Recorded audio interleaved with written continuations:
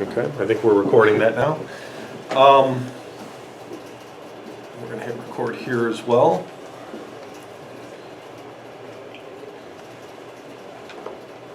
Okay. So, again, my name is Brian Hale. I'm with First Midwest Wealth Management. And I'm going to talk to you a little bit today about the 401k plan that SEAL's rolling out for you. Real quickly, I'm going to go through a brief agenda. Hopefully I won't take a lot of your time. I know you all want to get back to work. I'm going to talk really quickly about why you need to plan for retirement and how much you might need in retirement. And then I'm going to go through the actual plan, the plan design, and talk to you about the advantage of having this plan here at SEAL. I'll do a brief overview of the different types of investments that are available in the plan. I'll talk to you a little bit about how you might want to determine your risk tolerance, and then we'll talk about maybe doing some account projections once you start investing in the plan.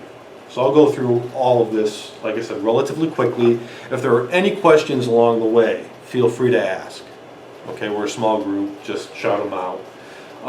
Your quarterly retirement plan statements will come quarterly, will have some sample projections for you. So I strongly recommend anytime you receive a statement in the mail or get it via the website to take a look at those projections as well. Okay, so why do you need to plan for retirement? The main reason is that people, you, me, and everyone else in America are living longer. This is just a life expectancy probability, and as you can see, there's right around a 50% chance or better that you're going to live to at least the age of 85. The purple bars are for women, gray bars are for men, and the green bars are for a couple. And so let's look at that. Assume that most people are married, maybe not everyone, but if you are married, there's an almost 50% chance that at least one of you will live to the age of 90. And this is, by the way, this is if you're 65 today. So for those of us in the room, I don't think anyone's 65 yet, but maybe you're getting close.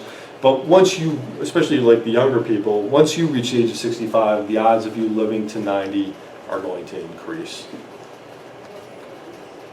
Okay, so the other thing we want to talk about is replacement of your annual salary. Now, when you think about replacement of your annual salary, most people think about Social Security. And right now, with an annual salary of $50,000, approximately half of your total retirement income need is going to be met by Social Security. And that percentage will decrease as your income increases. So I've got a little graphic here. It's a little hard to read, but essentially what this is talking about is how Social Security works. You get your full Social Security benefit at the age of 67 if you were born after 1960. So there was a change to the Social Security benefit payouts that started a while back. For those who were born in 1954 or earlier, they get 100% of their benefit at the age of 66. You can start taking Social Security earlier. You can start taking Social Security as early as the age of 62. However, if you take it before your full retirement age, as the government would call it, of 67, you get less money. So your full benefit is received at the age of 67. If you retire at the age of 62, you'd only get 70% of that benefit. If you're able to, you want to push off retirement until at least, well, you can take retirement anytime, obviously. To get your maximum Social Security benefit, you want to wait until you reach the age of 70. At the age of 70, you'll get 124% of your benefit. if you were born after 1960. So I've got a little thing here I'm going to show you. So again, Social Security payouts are based on the age at which you start claiming benefits. What we're going to do is I'm going to show you what a single worker born after 1960 and an average salary of $60,000 would get in payout. So essentially, if they wait to the full retirement age of 67, they're going to get a monthly payout of about $2,000 a month. If they take their retirement early with Social Security, let's say at 62, you're only getting 70% of that payout. So the payout only is $1,400 a month. So by waiting until at least your regular retirement age, you're going to get more money. If you can push that retirement off, or not retirement, but if you can push collecting Social Security off to the age of 70, you're going to get your maximum payout, in this case $2,480 for this particular worker. The point I'm trying to make here is that if you can save your own money, you can retire early, right, and live off the money that you put into your 401k or whatever other monies you save. And if you can find some way to put off taking your Social Security benefit until a later point in time, you're going to get a higher payout from the Social Security program. Obviously, with government, things can change, but as it stands today, these would be your payouts if you were making $60,000. This is something else I like to talk about. Your annual income needed in retirement, general rule of thumb is you'll probably need about 80% of your current income in today's dollars.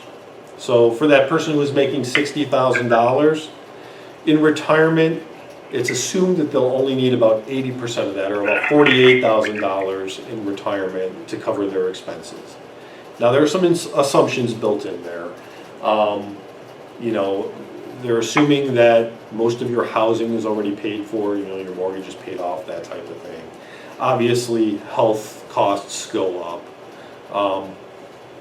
Hopefully you won't have any children living at home anymore, so costs related to child rearing will go down. But rule of thumb is 80% of your income is what you'll need in retirement. So, how much will you personally need to save? This is a slide I use from Fidelity.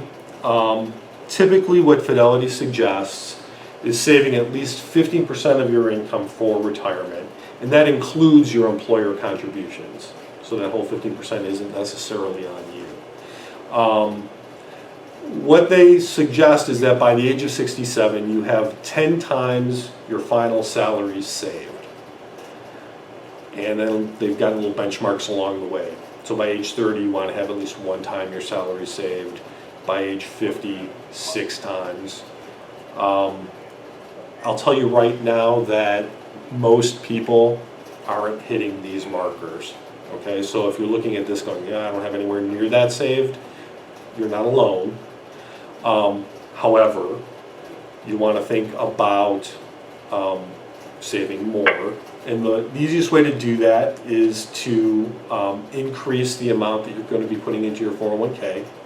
If you can't start with a large percentage now, think about starting where you can, and then each year just raising your percentage by 1%. And if you can do that, it won't feel as painful as doing a big 5% increase or something like that. And then the thing you do want to make sure is that you're saving enough to get the full company match. And I'll talk about the company match here at SEAL in just a minute. So let's talk about the advantage of the SEAL 401k. I'm not going to go through every provision, but I want to just touch on a few of the most important ones. You all will be immediately eligible to participate in the 401k. For new employees, they will also be immediately eligible, and they'll be able to enter on the first day of the months after they start. So if you start on June 3rd, you'd be eligible July 1st. You've got 2 options here of how you can put money into the 401k. You can put it in pre-tax, which is a traditional 401k type contribution. And you also have a Roth contribution option. So those are contributions that go in after tax. Couple of things to think about as it relates to whether or not you should put money in pre-tax or after tax. If you're paying a lot in income tax right now and you want to reduce your taxable income now, you'll want to put that money in pre-tax. If you can, and typically what I tell people is, generally if you get a refund from your taxes, you might want to consider putting your money in on an after-tax basis. The reason for that is that both types of contributions, before tax and after tax, go into the 401k, and all of that money that grows, it's earning interest or growing through your investments, is growing tax-free. If you put the money in pre-tax, when you take that money out, you'll be taxed on the way out, right? The government's going to get you one way or the other. So you're not taxed now, but you're taxed when you take the money out, plus on all of the earnings that your money made while it was in the 401k. If you put your money in after tax, you've already paid the tax on it, so when you take that money out in retirement, you won't be taxed on it. And right now, the government says any earnings on that money you put in after tax won't be taxed either. So if you put your money in after tax, the money grows tax-free, and then you get to take all that money out without paying tax on it in retirement. There's a couple things you want to consider. Will your tax rate be higher in retirement than it currently is? I can't say that for you. I can't predict the future either. Obviously, taxes in Illinois will probably be going up. But right now, Illinois does not tax retirement income right now. So keep that in mind. If you have any questions about that later, feel free to ask me, or if you want to ask now, hit me with it. Let me move on. So your 2019 contribution limit is $19,000. That's the most you personally can take out of your pay to put into a 401k right now, unless you're age 50 or older, and then the government allows for catch-up contributions of an additional $6,000. So for 50 and older, you can contribute up to $25,000. Is that individually or married? That's individually. That's you alone. Yep. So if your spouse has a 401k, he also can contribute up to the maximums. This plan will also offer hardship withdrawals and loans. Let me talk really briefly about that, and I can actually touch on it a little bit later as well. The purpose of the 401k is to save money for retirement. If you don't have to touch it, you really shouldn't touch it. However, there are situations where the government has said, well, if there's no other option, let's give 401k participants the ability to take money out for a hardship. A hardship is considered a death in your immediate family to pay for funeral expenses, a major medical situation where you have to pay for hospital costs or something like that. You can also use it to pay for your dependents' education and or first purchase of a home. The downside to doing a hardship withdrawal is that while you can take that money, you will be taxed on it, and you will also pay a 10% penalty. So a hardship withdrawal is really the last kind of resort. If you have other funds available, use those first. The SEAL plan also allows for loans. Now, if you have to take money from your 401k, it's much better to take it as a loan versus as a hardship withdrawal. A loan, essentially, you can borrow up to $50,000 or 50% of your vested balance. So vested balance means the part that you 100% own. You always own 100% of your own contributions and the money that money earns. And then I'll also talk about the match that you will vest in over time. But sticking with the loans, you can withdraw minimum $1,000, maximum 50% of your vested balance or $50,000. Now, it is a loan. That money has to be paid back to the plan, and it is charged an interest rate. It's generally prime plus 2%. But that's interest that you're paying back to yourself. So that's the good news. The bad news is that the money you're paying back is getting paid back after tax. It's not going in pre-tax. So it's money coming out of your paycheck that you've already paid tax on that's going back into your 401k. And unless it was borrowed against the Roth part of your 401k, if it's borrowed against the pre-tax portion, you're going to end up paying tax on that money again when you withdraw it. So just a little thing to note. Okay, let's talk about the good stuff. Matching contributions. So the way the plan is set up is SEAL is going to make discretionary matching contributions each year. For 2019, SEAL is going to match 50% of the first 6% of income that you contribute. So in order to maintain or to obtain that maximum match, what you're going to want to do is contribute at least 6% of your pay, and you'll get an additional 3% of your pay matched into the 401k. I've got to tell you, this is a really good deal. There's nowhere that you're going to get, especially in this rate environment, where you're going to get a 50% return on your money. So if you can do at least 6%, I would strongly suggest that. Again, Fidelity recommends saving 15% of your pay. If you can do that, great. If not, do at least 6% or more is what I would suggest. And again, not everyone can do the full 6%. If you can't, do as much as you can so you can get as much of the match as you can. And then, like I said, if you can, remember, increase your contribution 1% every year. You won't feel the pinch as much in your paycheck. So just as an example, for someone making $50,000 annually, they contribute 6% of their pay. That's a total of $3,000, or about $250 a month.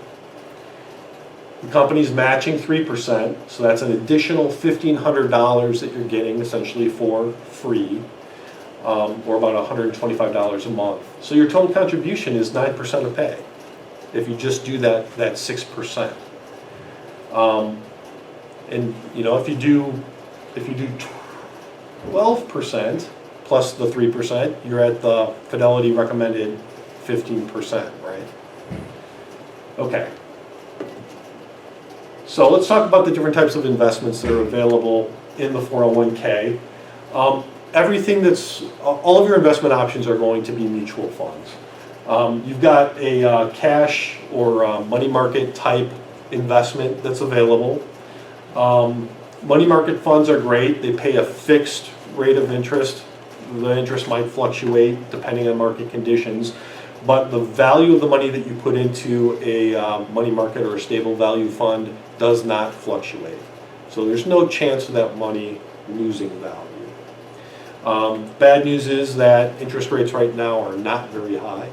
And so you're looking at maybe a 1.5% to 2% interest rate on the money that goes into that money market. You do have a number of bond funds that are available. And so bonds are effectively loans that you're making to either the government or publicly traded companies. Interest rates on bonds tend to be higher than money market rates. There is going to be fluctuation in those types of mutual funds, however, and they will fluctuate based on interest rates. So as interest rates go up, value of bond funds will fall, and vice versa, bond fund values will go up as interest rates come down. You will have some stock mutual funds available, and I'll be going through all these, by the way, right here at the end. But so stock mutual funds are actual stocks are ownership in various publicly traded companies.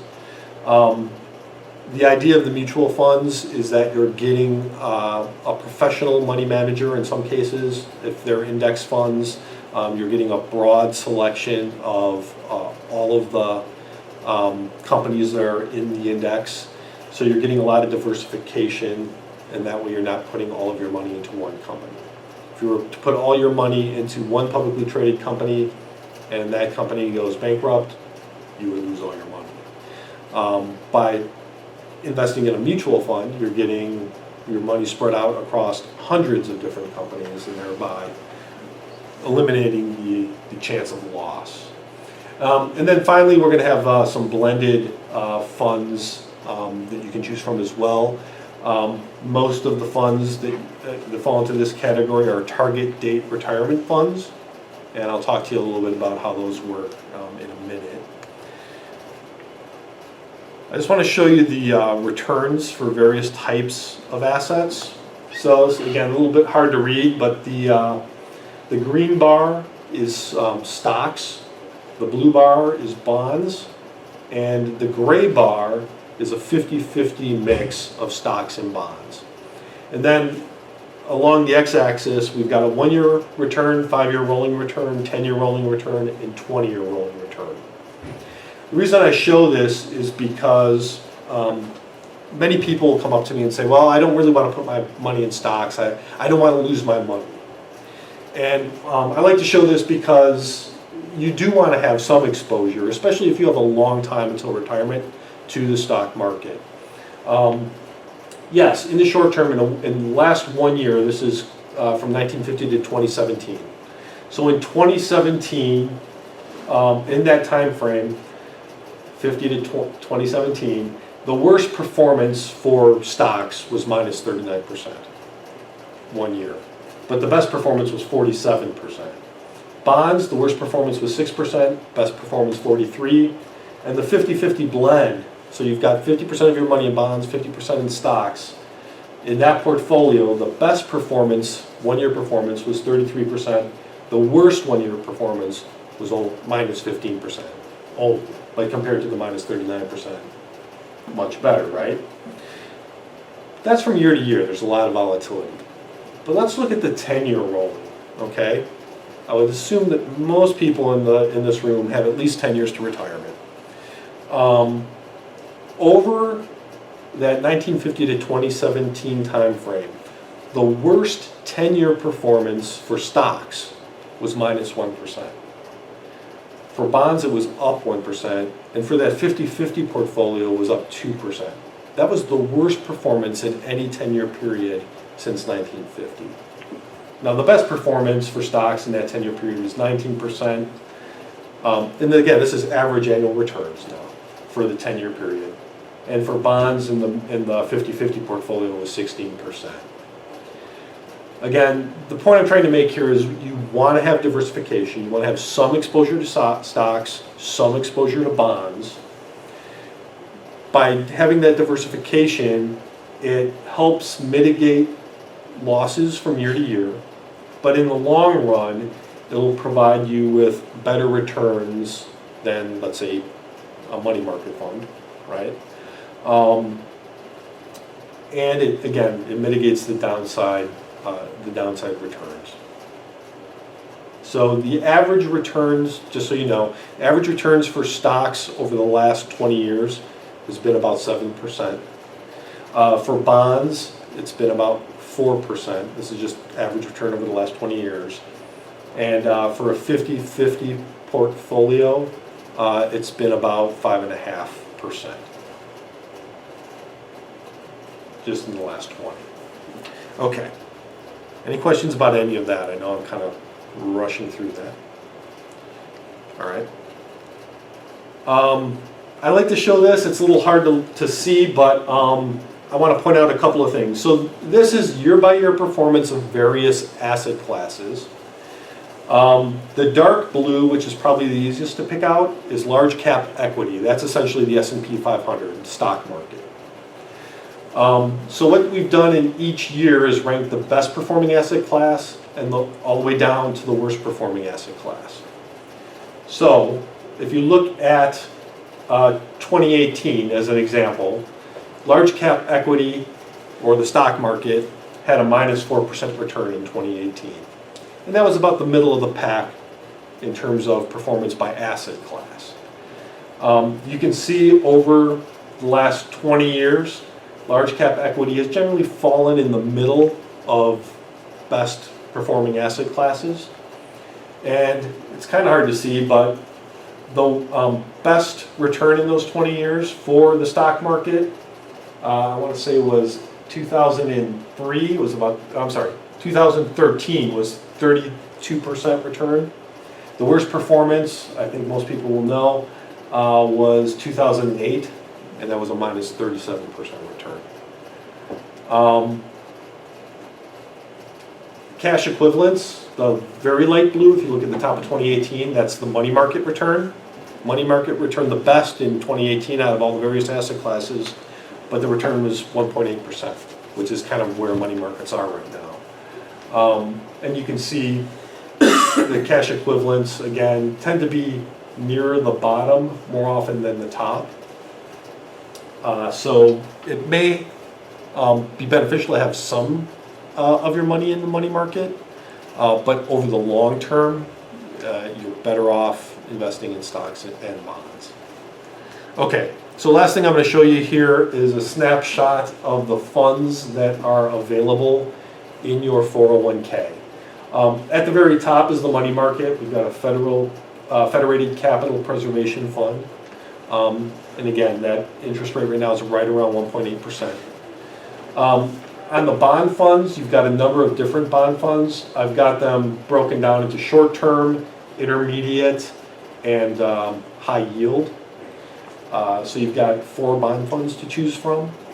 And then on the equity side, you've got large cap, small cap, and mid cap funds, as well as value-based, growth-based, and blend of value and growth.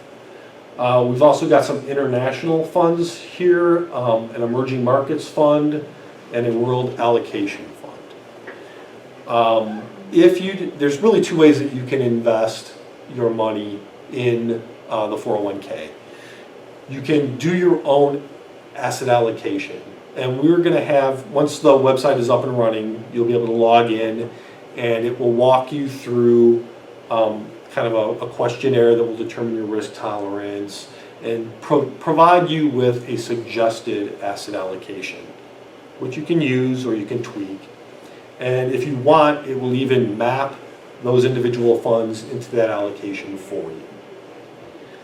The second option, if you don't want to go through all of that trouble, we have the target date funds at the bottom available. These are Vanguard target date funds. So what they do is Vanguard manages a portfolio of Vanguard mutual funds for you based on your retirement date.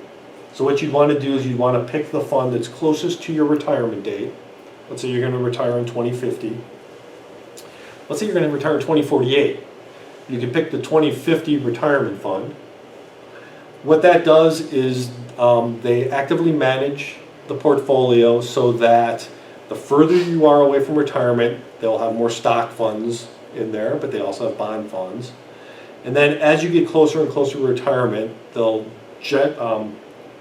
will slowly change the allocation to be more bonds and cash than stocks. So that by the time you're in retirement or at retirement, you'll be primarily in a, I would say, 60-40 bond to equity type of allocation. All of this fund information are in the booklets so that you can take a look at the details of all the mutual funds. All of this information will also be available on the 401k website as well. So you'll be able to pull it up there. And then of course, if you haven't done it or if you're interested in kind of getting more information, Morningstar.com, you can just type in the name of the mutual fund and it'll bring up all of the Morningstar research on each of the funds as well. The other thing I should mention here is that the way that the 401k is constructed is we have helped pick the funds that are in the plan. What we're looking for are some of the best performing funds from quarter to quarter at the lowest expense ratios. So you will see there are a lot of Vanguard as well as Fidelity index funds in here. All of the target date funds are Vanguard as well. So the expense ratios on the funds are very low. As plan participants, there is a cost to you. It's an asset-based fee. It's based on the amount of money that you have in the plan. It's generally around 60 basis points, and that fee gets charged on a quarterly basis. So it's an annual 60 basis points charged quarterly, and you will see that on your statement or on the website when you go and look at your balances. Okay. Any questions about any of that?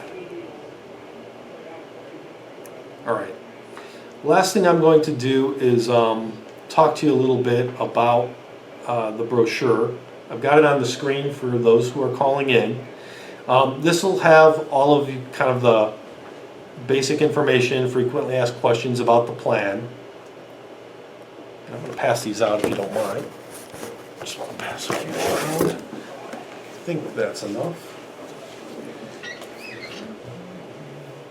A couple of other things I want to point out about the booklet. Sean, if I'm correct, this is also on your HR website as a PDF, so they can download it that way as well. Correct. This has some general information, in a little bit more detail than I went through just now, about planning for retirement, why you should invest, how to invest, how to assess whether you should make your contributions pre-tax or after tax. By the way, you can do both. If you wanted to split your contributions, you can do half or 30% or 50%, however you want to do it, pre-tax, and a portion of it after tax. And that way you have really two buckets to draw from when you get into retirement. So there's some information here about cost of retirement. And then what I really wanted to show you was the bit about understanding risk and then your asset allocation. So there's some information in here that will actually walk you through assessing your risk tolerance and then determine what type of investor profile you are. And then based on that, there are actually some asset allocations in here that you can use if you decide that you want to do your own fund selection and not use the target date funds. Beyond that, there's information about each of the funds and expense ratios and returns for each of the individual funds toward the back of the book. So for example, here's the Dodge & Cox Stock Fund. You can see it's a large cap blend fund. This kind of gives you some idea of the holdings that are in this particular fund. It's 85% domestic stock, meaning US-based stock, 12% foreign, and there's some cash exposure in there. And then it also shows you the fund returns by year, and on the 1 year, 3 year, 5 year, and 10 year annualized. And then we've got obviously that in here along with information about each of the funds. And then finally, the last thing, if I can get to it, is your enrollment form. So, let me get to it. Once you have an opportunity, again, this is on your HR portal, and you can download it from there as well. You want to make sure that you complete this form. You'll get to elect how much you want to contribute. You can contribute either a dollar amount or a percentage of your pay, and you can choose whether you want to do that pre-tax or after tax. And then it's going to ask you how you want to invest that money. And so as long as that percentage totals up to 100, you're good. Again, you can do your own allocation, or you can choose one of the target date retirement funds. We're doing this as a paper enrollment right now. Going forward, you'll be able to go onto the website and actually access your information. It'll tell you your balances and all of that. But you can also change your contribution amounts, you can change your allocations, and you can also do projections on the website as well. So regarding contribution amounts, let's say I put in 3% this month, could next month I change it, or is it got to be quarterly, or is it just yearly? Yeah, you can change it at any time. Okay, You do generally need to change it a good, I would say, 3 to 4 days before your payroll date, so Yeah. that it can get updated in the payroll Okay. system. otherwise it'll kick into the following. But you can Correct. change it, keep But going you back can, and you can forth. go back Okay. and forth at any time, Okay. yeah. There may be a lag there, Scott. No, I understand that, I just want, And I didn't also on the know. first run, there's gonna be a little bit of a lag in getting into the system, right, Brian? So Yeah, probably so- August, Go ahead. mid-August. So enrollment, for someone that wants to enroll, would be the second date in July, which I believe is the 18th. And then for you to have access into their portal, which would be different than ours. So that would be your fund portal, that would likely be sometime in August, mid-August. I'm hoping to say August 1st, but mid-August to be on the conservative side. Yeah. And how often can you, for the participant, how often can they change their selection? And would it become effective immediately, or would there be also a lag? Yeah, so you can change your investment elections as often as you want. Generally, those there is a slight lag. So if you put your fund changes in today, let's say, the fund changes wouldn't actually take place until the following business day. Okay. And then the other form that you're going to want to fill out is your beneficiary form. So you want to name both your primary beneficiary if something should happen to you. This would be the person who would inherit your 401k, as well as contingent beneficiaries in case something happens to your primary beneficiary. As with the company-sponsored life insurance, we'll keep a copy for you, but it's encouraged that you get this to the people that it would mean most to, which would be your beneficiaries and/or your attorney and/or accountant, if you use those services. Yeah. And just so you know, on a 401k, if you're married, the beneficiary has to be your spouse unless you can get them to sign off on not being your beneficiary. Good luck. So just so you're aware of that. It's a trust though. You can't skip over marital property. If it's your If it's a trust. If it's we have trust. if it's a trust, you can name the trust, but you will have to get your wife to sign off. Just, Okay. just that she's aware that it's going to the trust and not to her directly. Okay. I think I'm going to end it here. I've taken 45 minutes. If you have any questions, let me know. What's your availability as the year goes on and people have a question? Yeah, How so, I didn't show that on here. Let me go back to the, you can contact me at any time. Let me pop this back up. So I've put my phone number out here, as well as my email address.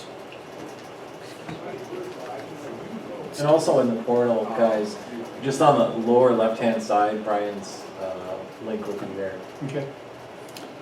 Yeah, so you can call my office. If I'm not available, leave a voicemail. I try to return all participant calls within 24 hours. I'm available to answer any questions about investments. There's also an 800 number, and I should talk about this too. So you can access your account information online at any time. There's also a 800 number you can dial into for telephonic responses, but there's also an 800 number where you can actually get a person. So if you have questions about taking a loan or any technical question about the 401k, you can call that number during business hours and get somebody live. So if I'm not available, someone is available on the 800 number.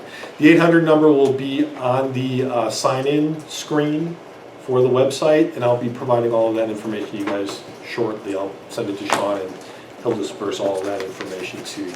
And just as a reminder, unless it involves payroll, I'm really unable to answer any questions. So I'm going to defer to Brian on just about everything else. Yeah.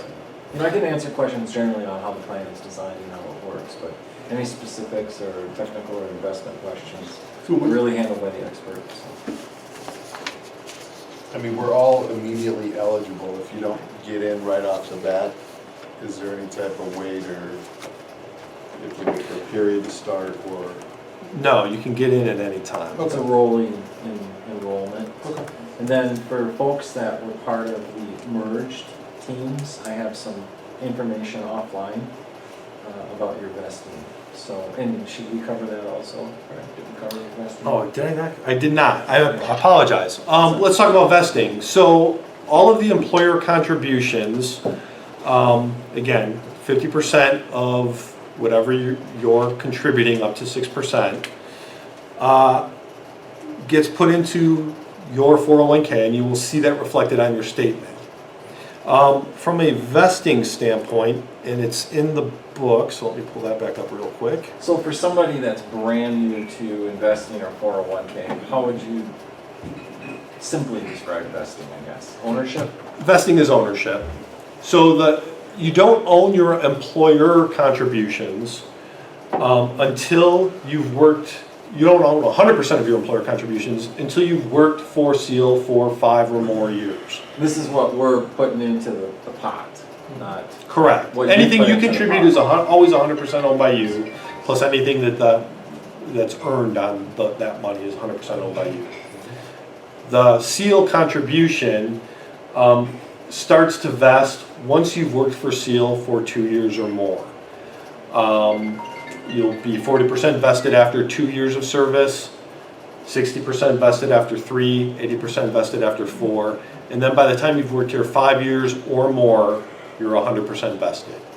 So, if you've worked for SEAL already for more than 5 years, anything that SEAL contributes, you will own 100%. We'll still be making the contribution, it's just actually when you own it. So if you stay with us for that period, that's what you'll own over time, even though we're making that contribution every year, so. Correct. The other thing I should talk about is when can you get money out of your 401k? Well, we've talked about hardship distributions and loans, right? Those are 2 ways that you can. If you don't have to touch it, you don't want it, you really don't want to touch it. There are a couple of other ways. On your death, obviously, that money can be taken out of the 401k. Obviously, it wouldn't be going to you, it'd be going to your beneficiary. If you become disabled, you can also take a distribution from your 401k. The other 2 ways are obviously if you separate employment with SEAL, you're able to take that 401k money. Now again, if you're not of retirement age, you want to keep it in a tax advantaged account, meaning either you want to roll that over to your new company's 401k or put it into an IRA rollover. And then the third way is if you become, once you reach the age of 59 and a half, you can start taking in-service withdrawals. Again, like hardship withdrawals and loans, I would suggest not doing it if you don't have to, if you have other sources. But if you need to, and you're over the age of 59 and a half, you can withdraw money from your 401k penalty-free, but if it was pre-tax money, you will still owe tax on that money. So just something to consider. And all of those forms will be in our system to print out for right now. We may automate them at some point, but I think just print them out, get them to me, we'll get them to Brian. We'll make sure that payroll is according to what your desires are, and Brian will make sure that your investments are as you chose. And any technical questions about how the plan works over time. Yeah, and so I offer this out to all participants of all the plans I work with. If you want to sit down and have a discussion about how you should invest your money, or if you have questions about even investments outside of the 401k and how you should think about investing your 401k money based on that, more than happy to sit down with you on a one-on-one or over the phone and talk to you about that. Last thing I wanted to show you is the website. You're going to want to go to the firstmidwest.com website. When you go there, you won't actually see this, but you will see these tabs. You want to click on the Wealth tab, or just type in firstmidwest.com/wealth. This is going to take you to the sign-on area to get into your 401k. hover over sign on, and you want to drop down to retirement connection. And then retirement connection will take you to the sign in screen. Hopefully. Okay, there we go. So, a couple of things I want to talk to you about. First time you go to the sign-on screen, if you think you're going to be looking at your 401k a lot, or at least once a year, bookmark this page. It's a lot easier than trying to go to our website and finding the login. Just bookmark it. If you forget your username or password, don't call me, I can't help you. They don't give me your passwords or information and I'm not allowed to reset them. So call the 800 number. This is the same 800 number you can call if I'm not available and you want an answer to a 401k question. There are actually people on the other end of this line that will help you. So you can call that 800 number. When you log in for the first time, and again, I'll be sending this information to Sean to share with you, but I might as well tell you while I've got you on this page. Your username initially is going to be your social security number, and your password, I'm pretty sure, is going to be your birth date, 2-digit month, 2-digit day, 4-digit year. First time you sign in, you're going to want to change that password. I just want to make sure that you guys knew how to access this. And again, once you're in the system, there should be no other paper documents. Is that for the benefit application across the board? Can the team do that from here, or do they need to go to a paper application? If they want to make any changes to their contributions, you can do it online. If they want to do it via paper, you can do it that way as well. I'll provide you with some paper documents. If you want to change your beneficiary, you do need to fill out a paper document. If you change your investments, all that stuff can be done online. You'll also find on the website information about hardship withdrawals and loans. Any withdrawals, whether you're leaving the company or looking for a loan or some other type of withdrawal, does require a paper document. Okay. All right, well, I know you guys are eager to get back to work, so thanks for taking the time. Thank you. Thank you. Thanks. And again, if you have any questions, feel free to grab me before I leave today. I'll be here for a little while longer. My contact information, again, I'll leave with Sean too, so if you don't have it, feel free to ask him. Give me a call, shoot me an email. Come and find me. Thank you. All right, thank you. What office are you out of? I actually have a desk in Hickory Hills. Oh, okay.